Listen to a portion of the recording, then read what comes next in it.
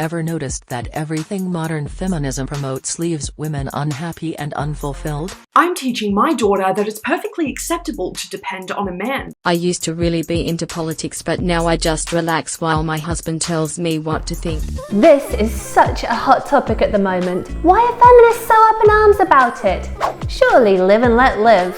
And more importantly, what even is a trad wife?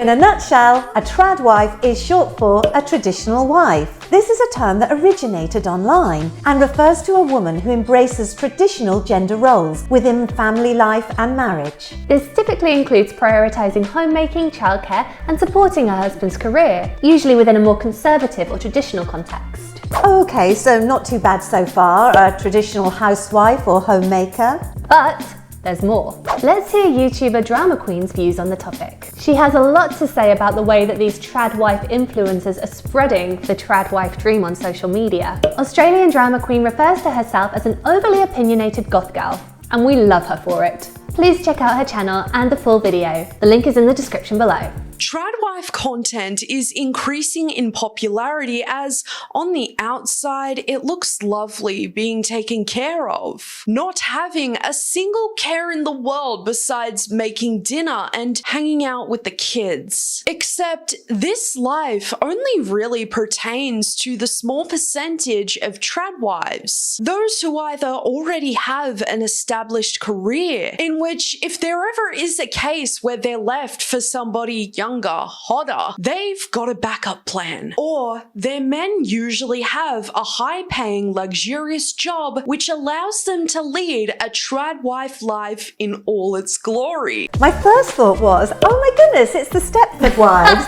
and the recent Don't Worry Darling, where these women are no longer free-thinking, independent women. They're like little drones who sort of run around for their husbands and enjoy doing all the mundane things in the house. I want to start by saying, like, I'm very much pro women living their best life in the way that is best for them. I'm not anti being a stay-at-home wife or mother. I'm not saying that one lifestyle is better than the other. However, I do find this quite disturbing in the sense that women are actively choosing to give up their options. I know a lot of these trad wives promote the idea that you don't need qualifications. Very important in America. It's very hard to do anything if you don't have either a degree or some kind of qualification, as we found when we moved here. It also encourages them to not have any work history, to go straight into the role of the traditional wife. These things make me very nervous, because what happens if down the line your husband either leaves you, or maybe he gets sick and he can't work anymore? Maybe, terribly sad to think about, but maybe he passes away. I think the trad wives might argue that by taking care of the home and the family, they then give their husband the opportunity to concentrate on his career and the time to make all the important decisions and do all the finances and things like that. So they would argue, I feel, that their roles are clearly defined, both partners know what they're doing, so everything runs much more smoothly. The problem is that when one person is responsible for making all of the important decisions for the family, not only does the other person not really have a say in those very important aspects of their life, but the person who is responsible for making those decisions has a heck of a lot of pressure on them then, don't they? They do. The problem with that is, it doesn't matter how much you trust your husband, they are human. Human beings make mistakes, it's inevitable. No matter how wonderful or how great they are, I'm not down on them at all. They are going to make a mistake at some point or another. That can potentially lead to resentment within the marriage if both partners didn't sign off on that decision. I think if both partners are responsible for making those important decisions together, it's like, okay, we've made this choice, we're in it together. We've committed to this and we will deal with the outcomes, good or bad, together. I think that's so important, because otherwise, maybe, like I say, there's resentment within the marriage afterwards, or maybe one person feels like they need to hide their mistake from the other. Yes. And then the marriage will start to break down. There starts to become a lack of trust. That's my feeling about it.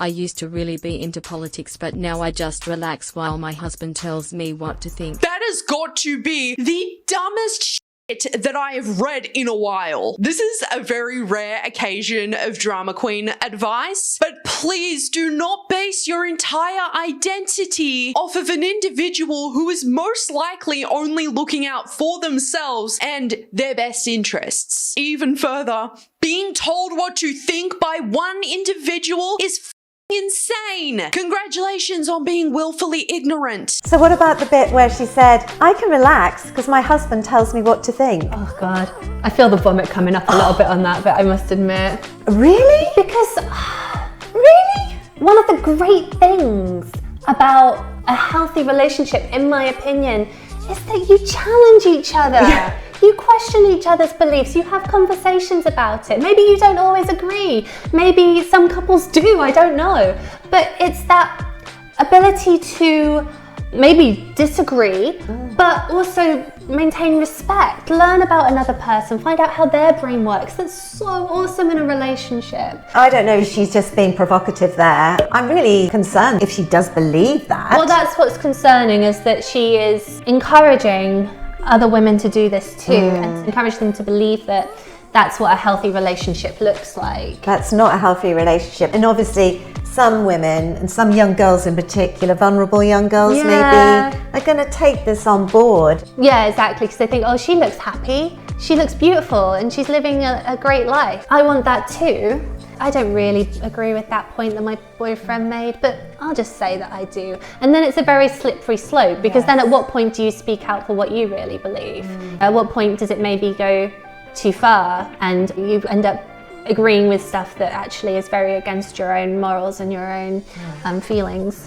I'm teaching my daughter that it's perfectly acceptable to depend on a man, that being a homemaker is the #1 career she should strive for, and that serving her husband and bearing children will be her greatest joy. So, willfully disregarding to teach your daughter independence, something that they will desperately need as they grow up, but to instead encourage codependency and set your daughter up for future disasters, is a red flag parenting style, and I refuse to believe otherwise. In teaching your daughter to rely and depend on a man with every ounce of her being, she will unfortunately have to find out the hard way. Meaning, if and ever she gets into a relationship that turns to be what she's been taught by good old mummy will make it very hard for her to be able to leave. As a mother bringing up 2 daughters, it is horribly wrong to just give your child, your daughter, that option and to press it home, because it might not be something she'd want anyhow.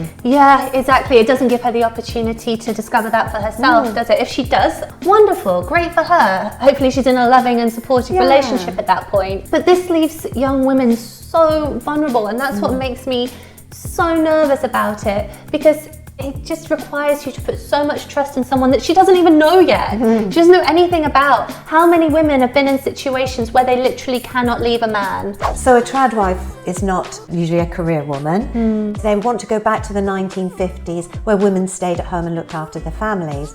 Well, that wasn't always the case either, because going way back in time, women have always had to work as well whenever they could, because women used to bring up families, take in laundry for people. They worked on the land. They drove ambulances during the World War I and II. They became nurses. Yeah. It's wrong to say that women have only just started working. Yes, now women have the opportunity of not just working but actually having a career. Yeah. But women have always worked throughout the years, because they didn't have the luxury of just sitting in the home and looking after the family. I mean, obviously, they didn't have a lot of time because household jobs took so much longer, and they had far bigger families. So they weren't just having this wonderful life, cooking, cleaning, looking after the children. They were multitasking back then too. Definitely, yeah. And I think what you mentioned there about, you know, the kind of post-war situation. There was a boom in the economy in the 1950s after the war that allowed a lot of men, not all men, but allowed a lot of men to make more money and be the sole provider for the family. We're not really in that situation now, are we? And I think it's very unfair to expect men, unless they are in exceptional circumstances, to provide very comfortable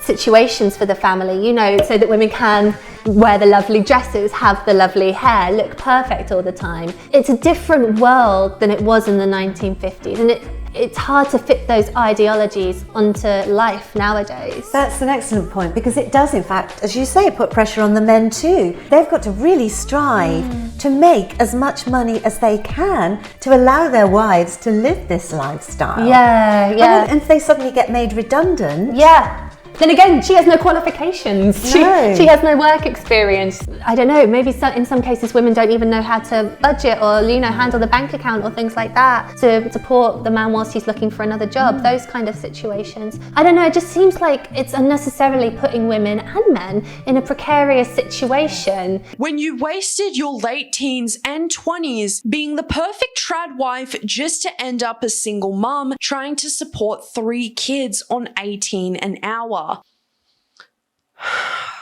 When you baked all the bread from scratch, gave birth to 4 kids unmedicated, just the perfect little trad wife, and now he's living with another woman.